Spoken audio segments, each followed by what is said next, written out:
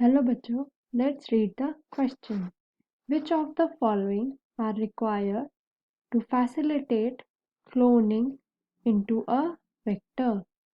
तो हमारा option number 1 है origin of replication, option number 2 है selectable marker, ऑप्शन नंबर 3 है cloning sites and option number 4 है all of these. तो इस क्वेश्चन में हमें बताना है कि जब हम जीन क्लोनिंग करते हैं तो उस टाइम पे वेक्टर क्या हेल्प करता है. तो आज हमारा की कॉन्सेप्ट है जीन क्लोनिंग. तो अब हम समझते हैं कि जीन क्लोनिंग होता क्या है. तो जीन क्लोनिंग हमारा एक प्रोसेस है जिससे हम फॉर्म करते हैं exact copy of DNA by using genetic engineering techniques. तो जीन क्लोनिंग हमारा एक प्रोसेस है जिसमें हम फॉर्म करते हैं exact copy of DNA through genetic engineering techniques. अब हम डिटेल में समझते हैं ये प्रोसेस होता कैसे है. तो जो जीन क्लोनिंग की प्रोसेस होती है वो हम करते हैं थ्रू पीसीआर, जिसको हम बोलते हैं पॉलीमरेज चेन रिएक्शन. तो पॉलीमरेज चेन रिएक्शन में सबसे पहले हम लेते हैं एक वेक्टर को जिसमें हमारा प्रेजेंट होता है एक एंटीबायोटिक रेजिस्टेंट जीन.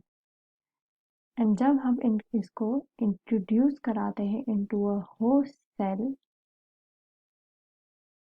तो ये जीन होस्ट सेल के अंदर रेप्लिकेट होना स्टार्ट कर देती है.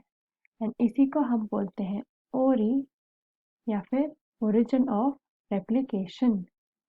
तो जैसे जैसे हमारा होस्ट सेल में ये रेप्लिकेट होना स्टार्ट होता है एंड कॉपीज बनना स्टार्ट होता है, इन्हीं कॉपीज में से हम आइसोलेट करते हैं रिकॉम्बिनेंट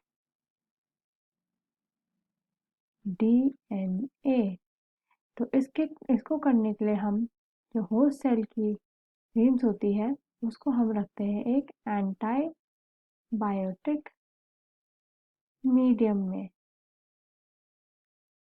तो जो हमारी वेक्टर से antibiotic resistant genes pass on होती है वो हमारी जब एंटीबायोटिक मीडियम में प्रेजेंट होती है तो वो हमें इजीली आइडेंटिफाई हो जाती है. तो इसी वजह से हम इस एंटीबायोटिक रेजिस्टेंट जीन को सिलेक्टेबल मार्कर भी बोलते हैं.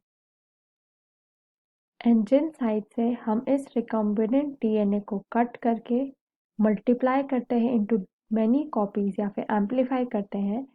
उस साइड को हम बोलते हैं रिकॉग्निशन साइट या फिर क्लोनिंग साइट.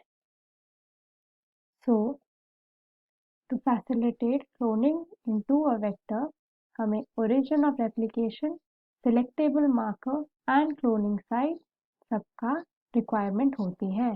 तो हमारा ऑप्शन नंबर डी जो है all of these is correct. I hope you understood the question well. Best of luck.